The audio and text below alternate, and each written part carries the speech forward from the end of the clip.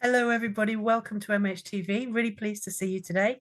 We've got another really fantastic guest, and we're talking about something I don't think we've spent a lot of time talking about before. So we're talking about SEND. So before we get stuck into it, before we meet our fantastic guest, let's go over to Dave so that he can tell you how you can join in tonight. Dave? Hi, yeah, thank you, Nicky. Hi, everyone. So, as always, a few different ways you can join in tonight. The first one is on our Facebook page. Just head over to the side of the video and there's the comment section. Any questions, comments, please pop them in there. The other option you've got is on X. If you just use the hashtag MHTV, I'll be looking for that tonight. And again, anything that I see over there that we can bring over to the live episode, I'll do that. But without further ado, straight back to you, Nicky. Fantastic. So we're looking at SEND, and we've got Matthew with us as a guest tonight. So Matthew, can you introduce yourself? Yeah, hi, thank you for having me. My name is Matthew Ward, and I am the Deputy Designated Clinical Officer for SEND in NHS Kent and Medway, and I'm also part of the RCN subgroup where I represent the RCN as the specialist representative for SEND in mental health. So fantastic. Enjoying that role as well. Yeah. So let's start off by thinking, what is SEND? What do we need to understand about that? So SEND is, anybody can have SEND. So a child or young person has SEND if they have a learning difficulty or a disability which calls for special educational provision to be made for him or her. So, for example, if they're in school and if they're in primary school and they start to understand that they might need a little bit more help with their reading or their writing, if they need extra provision, that could be classed as SEN. So a very, very wide kind of pool of children and young people. So it stands for Special Educational Needs and Disabilities. Is that right? Yeah. Good. Just checking. But I mean, it could be anything from autism. It could be ADHD. Someone has a learning disability, speech and language communication needs, sensory like vision or hearing, physical disability, and obviously social and emotional mental health. Obviously, that's how they categorise it in the SEN world. Fantastic. So can you tell us a little bit about the kind of legislation that governs it and how people get diagnosed or referred? How does that happen? Yeah, so I mean, usually when children and young people, initially children start school, they would hopefully have had what's called a 2.5-year check. So you have your 1-year check, then you have your 2.5-year check. So really what they look for, the health visitors at the 2.5-year check, is they check the milestones and they obviously the communication, the interaction, and they look for kind of, they're trained to know where to look. And if there may be a gap or something they may be concerned about, they may make a referral onto a paediatrician, or they may obviously make referrals onto an appropriate service.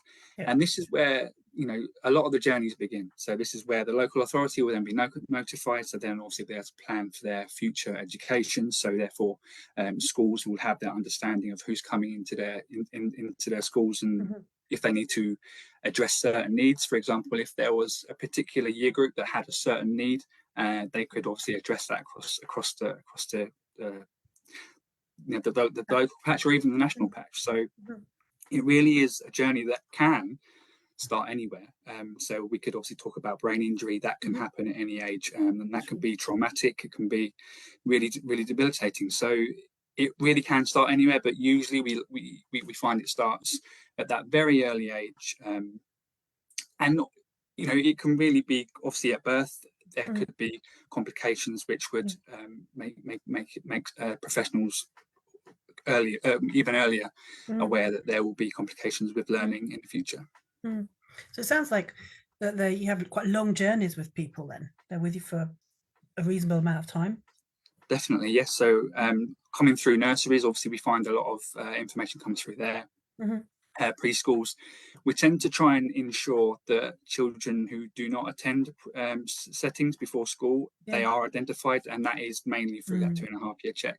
But any health professionals that engage with a child before they start school, if they have any indication or any concerns that they may have SEN, they will gain consent from the parent, go through the process, and what is called an early identification and notification to the local authority, which will then allow the local authority to have knowledge of that child and their needs to help them prepare for their school life when they start at 5. Because what we really want to avoid is children beginning school at 5 years old who have quite significant needs, and school being unaware of those, and them not being able to prepare for their education to give them the best start.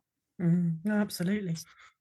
We're going to talk a little bit about how this overlaps into mental health in a bit, but I noticed you've got kind of like this tag about SEND being everybody's business. I wonder if you could tell me a little bit about that. Yeah, so we kind of come up with this tagline, SEND is everybody's business, because it really, you really can engage with anybody who has SEND. And really not know. It's not something that's always visible. It's not something that you'd know somebody always has. So it really does come into everyday life. You can work in any building, in any organisation, and work with somebody that has SEN and not even know. It really is kind of one of those where it is everybody's business, because we really always want to be empowering people and ensuring that people can meet their aspirations, can have positive life experiences. And if we have that awareness, and if we can understand that SEND is everybody's business, we can always contribute to those aspirations, and ensuring that children, young people, anybody that has SEN or any disability, we can ensure that we're facilitating their progress and just trying to give them the best start or best progress that they can possibly have. So something that you may obviously find interesting is that when you ask about who could have SEND, so many people that we know in our everyday lives. So, for example, if you go to the cinema, you'll see Jim Carrey. He spoke quite openly about his ADHD diagnosis, and obviously when you watch him, and when you kind of watch how he interacts with people, his films, you can kind of understand that yes, you'd make that connection. However, there's a gentleman called Tom Stoltman. He's the 2-year running world's strongest man. He has a diagnosis of autism. Now, obviously, his aspirations as a child may have been to be the world's strongest man, or it may have been to be a fireman. His aspirations as a child may have been completely different.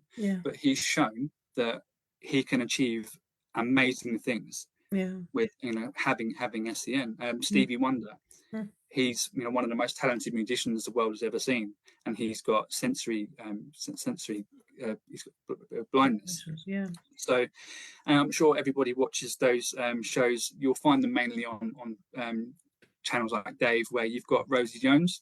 She's got cerebral palsy, and she presents herself so well. She's so engaging and funny, and she really kind of controls conversations and situations. And she's like a real advertisement that you can achieve great things, and if you put your mind to it, you can achieve your aspirations, whatever they may be at a young age. If they change, and as professionals, we're there to support them, and we can empower them. And I think it's really important to understand that we have an impact on their upbringing, we have an impact on their early life and their futures, and by being positive, by understanding their needs, we can really have a positive impact and help them grow and accomplish their aspirations, whatever they may be and whatever they change to be. I mean, you said a load of really interesting things there. I mean, I suppose the things that really stand out to me is how big your job is. The range of people can be mildly impaired to very much so. It can be physical, mental, to do with how people process information. It can be visible, and absolutely not. I mean, I suppose the worst case scenario would be people going into school without schools being aware and being disciplined or failing to thrive because of their actual symptoms, and that'd be probably the worst case scenario. And I mean, the recent data has shown that the increase in need has grown significantly. So I mean, in 2010, between 2010 and 2023, the amount of EHCPs has grown so significantly. I mean, there's now BACP. What was that? So it's an educational health and care plan. Sorry, so it's I would never know that. It needs assessment process. So not everybody with SEN has it. So the percentage of children and young people with SEN is in But why is it increased? 17.3. Is it that Is it that we've noticed more, or is it that the numbers are actually increasing? I think it's a bit of both. So obviously, because it is increasing every year. Every time there's a new data stream, we find an increase. So the current percentage of children with SEN, children and young people with SEN, is 17.3. and that's Wow. up from 16.6 from last year. So Yeah. the percentage of children and young people in an educational setting with an educational health and care plan Yeah. is 4.3%. So when you really think about it, that's more than 4 children out of every 100 Mm. that have an educational health and care plan. Mm. So that's increased significantly as well. SEN support continues to rise, and autism continues to be the primary need for children with an EHCP. That's So really interesting. I wouldn't have thought that. I thought ADHD, but yeah. that's it's the neurodevelopment, the ND, the neurodevelopmental conditions, and speech and language and communication needs remain the most common type of need for SEN support, and that's closely followed by social, emotional, mental health. So that's how obviously social, emotional, mental health within the EHCP, within the needs process and assessment, has its own category. So there are 4 categories, and social, emotional, mental health has its own, because the link is so strong, because anxiety, low mood, they are so linked, and we find that when we speak to children, young people, in and out of their educational settings. So we find that we gain a lot from the voice of a child or young person, and we're really trying to expand on how we gain that. We're really trying to improve and develop new ways of getting that. And I think the recent changes have helped us, especially with social media, especially with the new ways of gaining information. We can really kind of go in and get their voice, and that's what we're really targeting at the moment. We're really looking to get their voice, and hopefully we can improve our services through their eyes and really see from their feedback how they're feeling and how they're seeing it. We can really make positive change, and that's not just in SEN, that's in all services. So we're doing that for the mental health teams, so CAMS, and all the community services as well. So we're really trying to ensure that the voices of the children and young people are heard. So I think I think you're right. This idea that it growing is about, I think, us being better able to see it, because I'm sure the same amount of people just struggled and weren't helped before, or left school early, didn't thrive, or were put into different types of schooling. So that kind of situation was like siphoned off. Yeah, and of course, obviously, that's a massive subject all the time, but the pandemic really didn't help. So so tell us a little bit about that. What happened with the pandemic? So what we noticed was there was a dramatic increase in referrals for the MD pathway, so ADHD and autism. And I think what it really came from was obviously children and young people were spending so much more time at home. Parents and families, carers were having to do the education. It's an incredibly tough job. Not everybody is great at it, and everybody did the best absolute best they could. But I think what parents and carers were finding is that sometimes that engagement wasn't there. They were really starting to understand the concerns that teachers may have been having, and that really increased that that referral rate. So what we saw there was a real increase there. It increased the wait time, obviously, as you know, and that increase in need for the service has kind of move on a few years. We've now got an issue where we've got anxiety and school avoidance. So where children and young people got used to being at home so much and not having to go out and not being out, there's that anxiety about going to school. So there's children and young people refusing to go to school, which is causing its own concerns. And then we follow even further on from that. And obviously social media, like I praised it for just now, really kind of has its hindrances as well. So at the moment, especially TikTok, we're finding that one of the issues with TikTok is that, as much as we want people to feel accepted, we really want to champion people who are who have educational needs. But there seems to be this desire at the moment for an ADHD diagnosis specifically. It's kind of seen on TikTok and it's promoted. And absolutely, if you do have symptoms and it does have an effect on you, absolutely you need to go and get diagnosed, and you obviously seek the help. But the desire for the diagnosis has not only increased that need for assessment and that assessment, but now there is an ADHD medication shortage, which is now having the other effect of children in schools being put on a reduced timetable because the schools can't manage them because they're not on the medication. So this snowball effect has gone from that increase in referral rate and that increase in need to this complete circle going back to the children where they're unable to attend school for a full-time program because the lack of medication is available. So we were not going to say Brexit. We're not. no, I haven't got anything prepared for that. But I mean, it's interesting. I think other people have mentioned before in CAMS from that perspective of an ADHD diagnosis becoming a desirable thing, which is really interesting. It's really counterintuitive, isn't it? Because you think everybody wants to be the same at that age. But I guess as well, if you feel like as you're developing, if you feel that you don't fit in, which is how most people feel, if you feel awkward, if you're finding something boring to learn, I can understand how you might think, oh, this is not just how people are in school, child prison. It's about there's something different about me, then I need a diagnosis. But it's a really strange thing, isn't it, that it's become a desirable experience to have? Yeah, and I agree. And I think it's come from, that similar, that social need of belonging. So it's that I don't fit in, I don't feel like I fit in here, and addressing those concerns that people have, that they're worried about, that they feel that makes them different. And I feel it just kind of gives people an acknowledgement and something to connect with, and something that gives them that explanation. It's that, oh, this is why I feel like I do, this is why I struggle with this. And it's absolutely vital that people gain and have acceptance from themselves.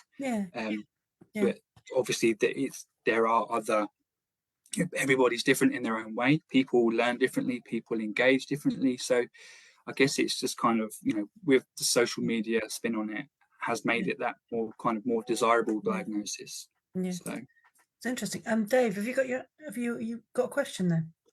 I have actually, and it kind of links into what you've just been saying there, Matthew. And I suppose, any thoughts that kind of link between, the need that people have for a diagnosis, because without a diagnosis, support, resources don't follow. And then the other thing that I'm fascinated by is things like, someone waiting for an autism diagnosis, not being able to get travel insurance, or travel insurance, premiums going up massively because of autism diagnoses. And again, that kind of the discrimination that people face for having special educational needs. And actually, it'll cost them more money in their life because of it. Yes, definitely. And one thing that we're really trying to steer away from is that kind of diagnosis-based provision. So we're really trying to ensure that everything is needs-based. We're really trying to zone in on looking at the needs. So really coming away from basing the diagnosis with provision. It's that what are the needs? What does this child or young person need? How do we meet need? And not addressing it all because of a diagnosis, and just trying to make sure that they're getting what they require without the need for a diagnosis. Which obviously that's something we're trying to build on right now. But I wasn't aware that it cost more for travel insurance, for example, because of an autism diagnosis. That's obviously quite concerning for some people as well, and obviously especially with the current climate as well. Yeah, and I suppose, what have you got any comments on about kind of the differences between health and education? So, if health is trying to aim more for a needs-led rather than a diagnosis-led service, is education at the same place as health in that? Is it further forward and more positive, or is it more regressive? No, so it all follows. So the SEND transformation plan, which came out in March 2023, it's called the SEND AP transformation plan: right support, right place, right time. So what it really looks at is it looks at local areas, so areas as a whole, so social care, health, education, so the integrated care service as a whole. It really looks for the services provided to be fair, to be well funded, to empower everybody, and to be child and young person led and focused. So everybody is on the same plan, and you can find this. It is 100 pages long, So it is one of those where it's not just a quick bedtime read. There is a shortened version as well. So if you'd rather read a version that has been kind of reduced to enable people to read it in a short amount of time, you can find that. It's on the government website, but it's called the Send an AP Transformation Plan.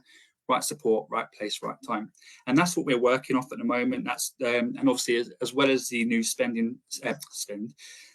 inspection framework that came out in January 2023, and that's something that we're looking at in Medway at the moment because we are due an inspection. They could turn up any week now. We're just waiting for that Monday where we get that notification, and then we're obviously going to be under inspection.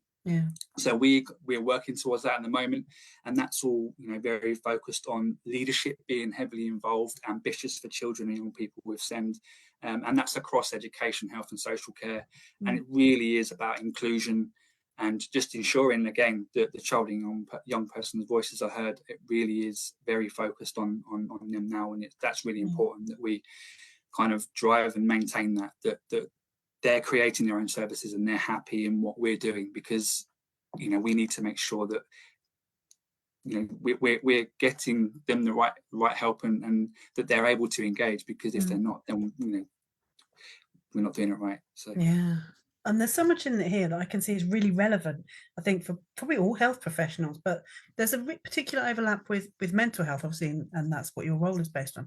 Could you tell us a little bit about that? How does it link to low mood, for example?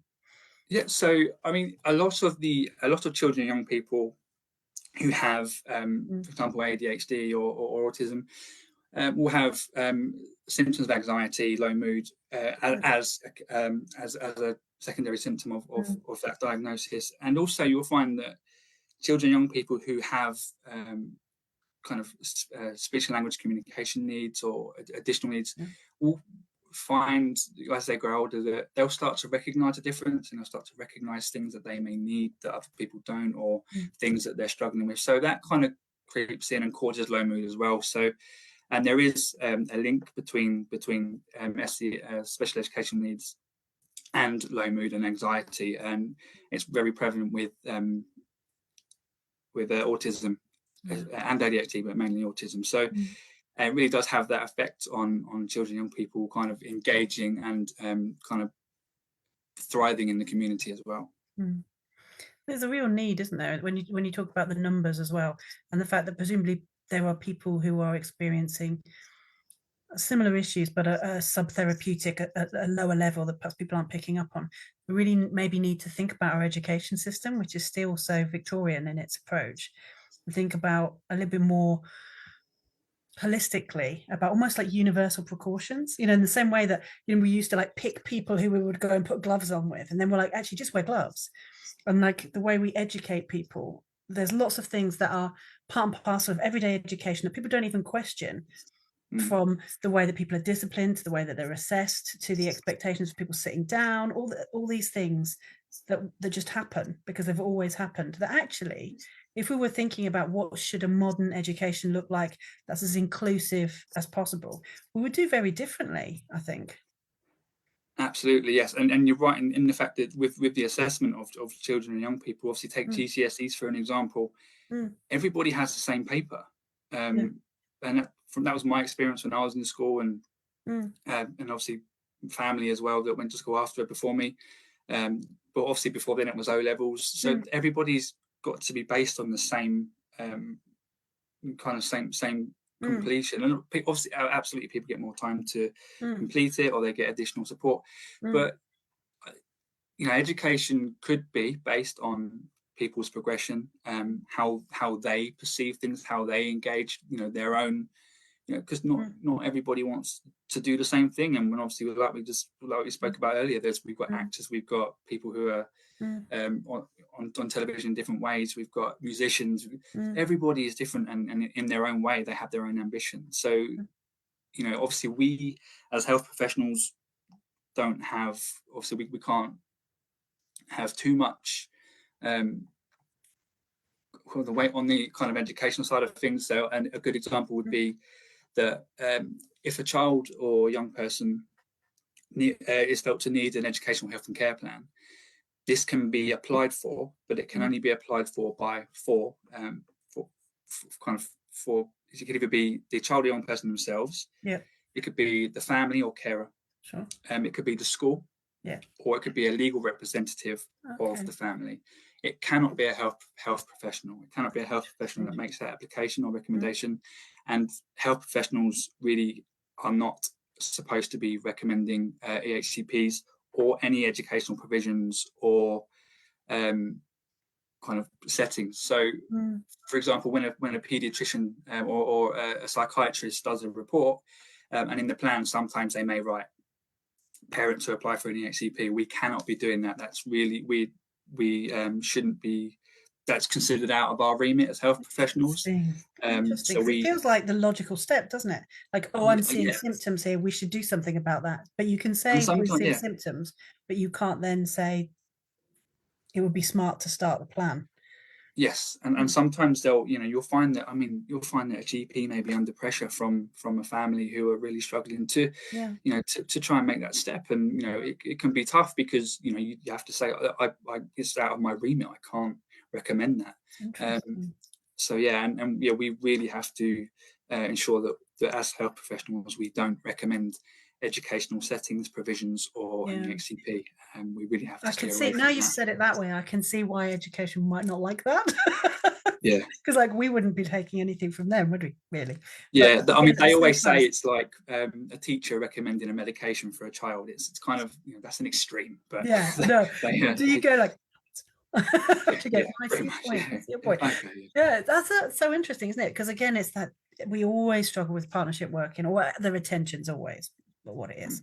So what's the learning around? So we know that sort of low mood may accompany these experiences, and we know that a lot of issues in CAMHS came up around heightened anxiety, suicidality for young people during pandemic times.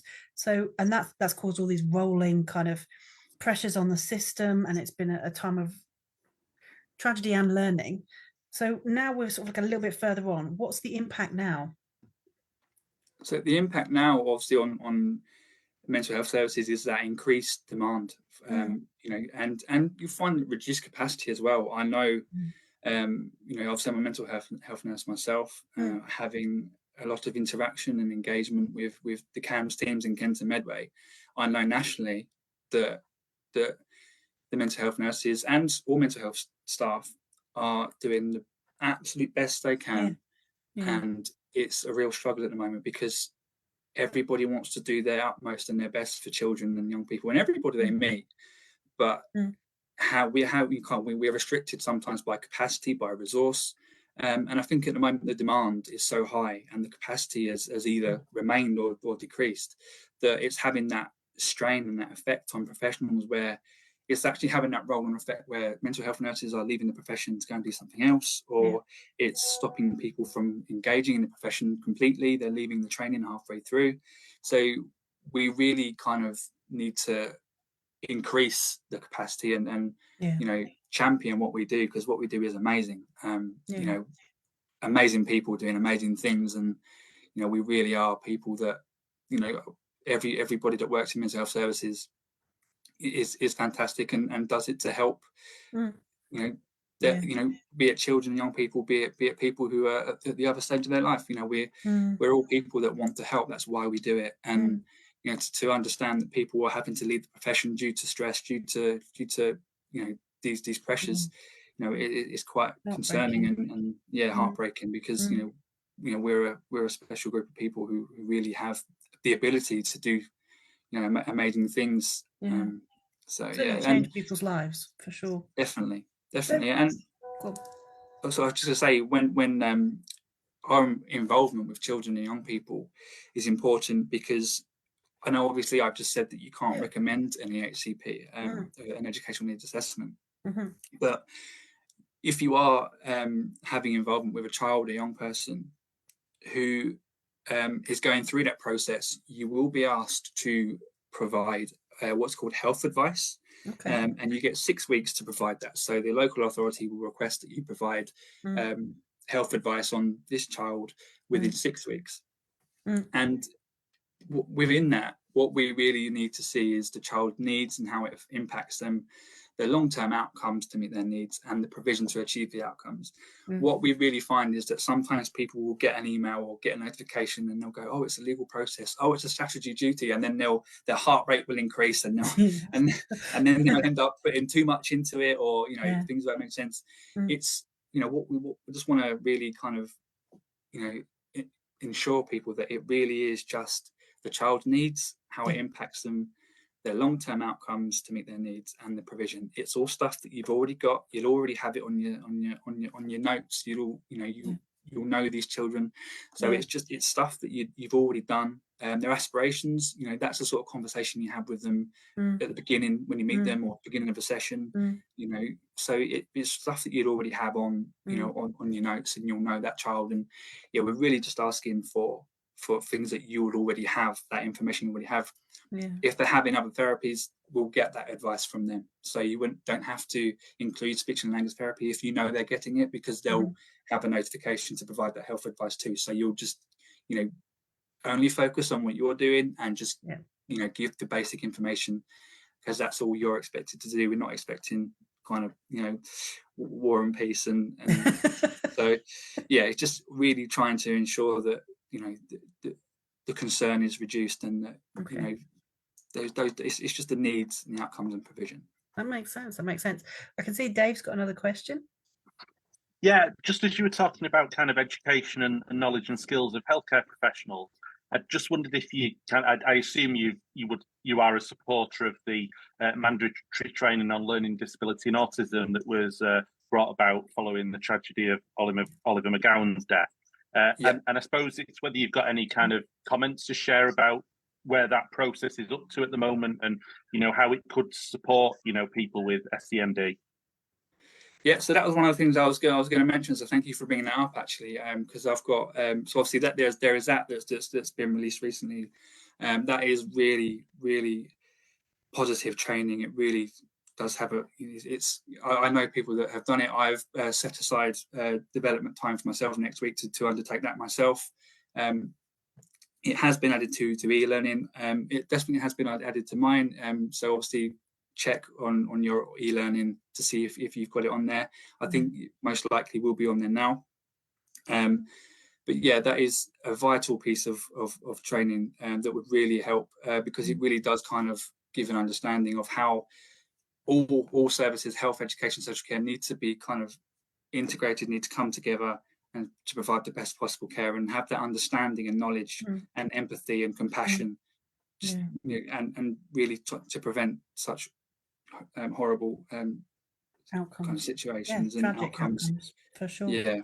But as well as that, with the Oliver McGowan training that's available, the Southeast Regional Team put together what's called the SEND Training Assurance Framework, and I can send you the links for this. It's basically on the Council for Disabled Children website.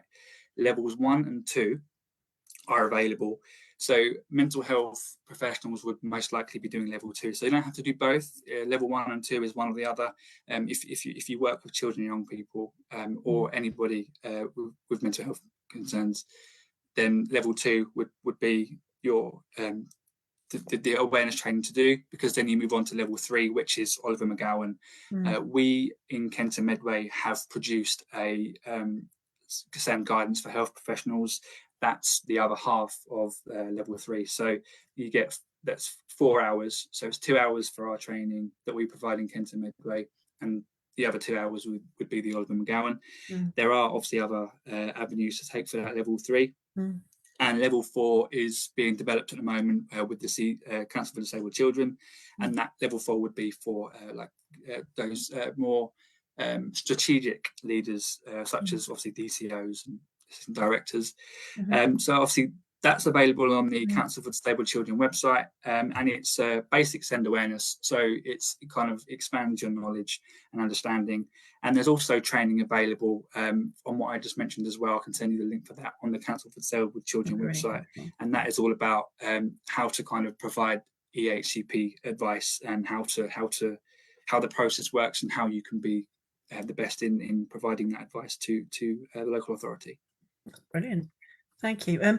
So what else is coming? Because obviously there's some real drivers for change coming up. So what else is new? What else is new in your field?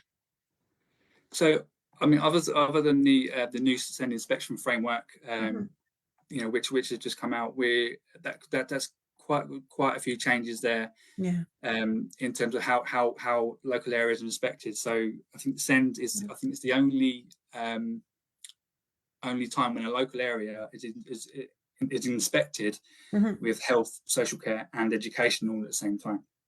So obviously that change coming in early in the year was massive for us in terms of what we do and how we show kind of how we show what we do, I guess, really. And obviously the new SEND and AP transformation plan that came out in March 2023. So that really focuses on inclusion, like I said, and obviously ensuring that the finances are there and really trying to empower children and young people to be able to have the right support at the right place, right support, right place, right time, and to ensure fairness and ensure that their aspirations and outcomes can be met. So recent changes, obviously, you know, we're continuously learning about changes you know, from the pandemic. We're having kind of those effects, like I said, about the ADHD medication shortage. We're continuously finding new kind of after effects from that. So we're really just developing with what we're finding, and you know, with the increase in referrals and with the increase in need, we're really trying to focus now on the voice of the children and young people and trying to adjust not only to how, you know, we need to for them, but also make it needs based and needs led, not diagnosis based. That's a good idea. Yeah. I've got a couple of questions come through and they're pretty much the same. They're kind of boiling down to saying that there's a lot of learning needs. I think a lot of professionals are suddenly twigging that maybe they're up to now their development hasn't quite covered this, and so they need to get on top of it. And we'll be tweeting out those links so people can follow that education up for themselves. But also I think there's a basic request for any do's and don'ts, anything basically that people should be aware of in terms of SEM. Yeah, so obviously the don'ts, it was the not to recommend the EHCPs or the educational provisions of educational settings. That's really kind of one of the main ones that we're finding that you know, it kind of decreased and now it's slightly on the rise. So we just need to make sure that that's stopped. Please, obviously, don't panic. You know, please do seek advice. So one thing that you may find in your organisation, you may have what's called a SEND champion. So and this is somebody that you'll have available to you that can offer you the latest guidance or any support or direct you any way that you need to go for support. And one thing that I'd really encourage you to do is look at the local offer. So every local authority has what's called a local offer, and this is a place where professionals, where parents, children, young people can all go to find out what is available to them in their local area. And every local authority has to have one. So they have to have that local offer which gives that information. And it really is a really positive learning experience for people of, you know, if they're professionals, if they're family members, to understand what help is available, and to understand processes as well. And also it helps you to guide parents to what we call parent carer forums, and they are groups, organizations where people advocate for families, advocate for parents. They can get questions answered, they can provide advice, and they're really positive places where families can go when they need questions answered, when they need advice. So and they're really positive, and we co-produce with them as well. So that's how we ensure another way that we ensure that children, young people, and families' voices are heard, by co-producing with the parent care forums. That's really helpful. I mean, there's lots of things here that were quite new to me, and if I don't know about them, I'll imagine there's quite a few people that don't know that much about them, so it's really helpful. I'm just looking at, so we did write a little list of things we wanted to cover, and there's one thing that I don't think we've touched on yet, even though we're kind of running out of time. That was 7-minute briefings. I wondered if you want to say a little bit about that. Yeah, it's just something that we developed, really. Obviously we didn't make the idea, it's always been there, but we found that people learn differently, and you know, that includes health professionals. So we really wanted to try and reach everybody. So yes, we've made training via PowerPoint, and you can attend online. Obviously, before the pandemic, you used to come deliver it face to face, but that's obviously not always what people want. So what we've kind of done is introduced a way in which we reach health professionals by sending out what's called a 7-minute briefing. And it's a pie chart, very similar to a pie chart, where it's got 7 triangles cut out of it. Yep. And within each triangle is a subject with, around about a minute's worth of kind of brief learning in it, with links to expand. So if you receive a 7-minute briefing, it could take you 7 minutes to understand every area. And if you want to increase your knowledge in a certain area, you follow the link, and obviously that can be your protected learning time. That could be any time you like. So it really does give people a flavour, and then that, oh yeah, I want to learn about that, and it gives them the opportunity to go in and learn about something. So rather than just say, right, today we're going to teach you about the early identification notification, that's going to be part of a triangle that someone can go into if they like and expand on. And we've also dabbled on podcasts as well. So we've kind of created some audio that we've sent out. That's been on the early identification and notification specifically for health professionals. So we're really just trying to increase our learning offer to allow people to learn as and when they want. So you can listen to a podcast on the way to work. So you don't even need protected learning time for that. Obviously a lot of people would rather listen to the radio. Don't blame them, but it gives people that opportunity to have that extra kind of route to learn. And we're really finding that people are kind of responding to that positively. So I mean, it makes sense, doesn't it, that being somebody who champions different strategies for learning, that you provide different strategies for learning. And I really love the idea. I mean, I don't know if I've got it in my head right, but the idea of a 7-minute briefing, it's almost like flattening education, because normally when you get something on a course, it's almost like hierarchical, and you have to do the thing, and then you do the next thing, and you do the next thing. Whereas this allows people to assess, actually, I know that this is new, I need to focus on this. I think that's a really smart way of doing it. Yeah, it's really good. We're really enjoying putting them together, and we're finding that people are engaging with them well. And I mean, it's just something nice that we can. It doesn't take us too long to do either. We really can just kind of find out where the learning need is, and then just kind of deliver it to health professionals across Kent and Medway. It also puts a responsibility back for the learner to pick what they need to know, instead of doing that thing, where everyone just clicks straight through the, not me, obviously. No, I've never done that. I've said too much. Let's just we'll get to the end now, and I think we've covered everything we need to. So it'd be really great to just come to both of you and see if there's anything that you wanted to add. And also, can we just make a note that it's 42 minutes in, and Dave hasn't mentioned that he's a health visitor yet. So I think that's something pretty amazing. Props to Dave. Dave, health visitor Dave. Yeah, I'm a health visitor, Nicky. Well, I was just about to say it. I suppose what I would say is there is lots of information on the X thread today, because Matthew is really good in terms of coming with a presentation pre-prepared. So not only have I kind of been sharing the slides as we've been going along tonight, because I've not had to kind of delve too deeply in some of the things he said, it's also meant that I could kind of spend a bit of time delving into other areas that he's commented on. So I'd probably say tonight's one of the bigger X threads that I've done alongside an episode. So it's definitely worth looking at. And I suppose the other thing is Matthew's not on X. So I'll still share the link so he can have a look what we've said. But, just to kind of highlight that one. And Matthew, is there anything you wanted to leave people with as an idea? Just the idea. Obviously, send is everybody's business. We can all make a positive impact. We all, we're all here to have that positive influence on people's lives. However, in whichever way you can.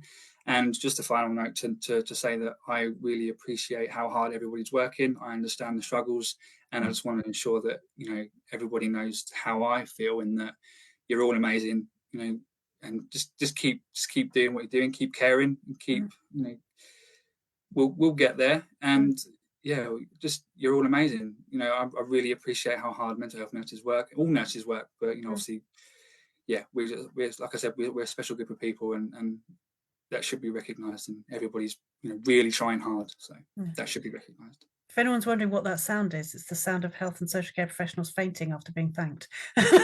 so thank you very much for that, Matthew, and for sharing so much knowledge I actually don't know that much about, and I can see I've got some learning need to take care of there. Next week, Dr. Emma Wadey and Jane Fisher, mental health nurse lecturer, and they're publishing, talking about their experience as a mental health clinician and service user.